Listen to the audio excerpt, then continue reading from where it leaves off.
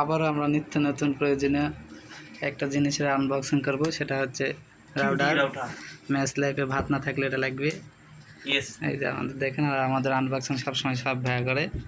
তার অ্যাসিস্ট্যান্ট এদের মনুল ভাইয়া, আমাদের ছোট ভাইয়া, আরেক ভাইয়া আছে ওই যে ওখানে পালায় ব্যস্ত, তাকে না দেখালাম।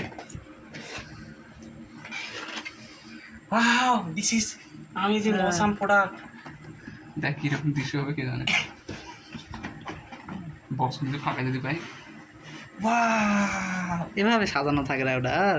ইয়েস। তারপরে দিয়ে বার করে টেকা টুকা না, 8জন কিনবো হয় না, ভাঙ্গিস না না। মোর দ্বারা তো কিছু খোলা হবে না রে। তুই ফার্স্ট নাইট ইয়া করা পাবে না, আনবক্সিং করা পাবে না। তুই ডাকলি জানি আলহামদুলিল্লাহ। কট করে এতগুলা গোয়াল লাইন কেন? দেখি পাওয়ার, এটা পাওয়ার ওয়াইফাই এটা ওয়াইফাই, এটা ইন্টারনেট আছে কিনা, এটা ল্যান ট্যান পোর্ট হইছে, পোর্ট লাগায় না। কয়টা পোর্ট লাগায়? 15টা। এত গোয়াল এই লাইট গুলো আস্তে আস্তে আধা ঘন্টা সময় লাগবে রে, না, কতগুলো ওই ল্যান light। যেটা পোর্ট লাগাবে সেই পোর্টের আলো জ্বলছে। দাও। লাইন কি এটা ইয়াত না কি দিবে?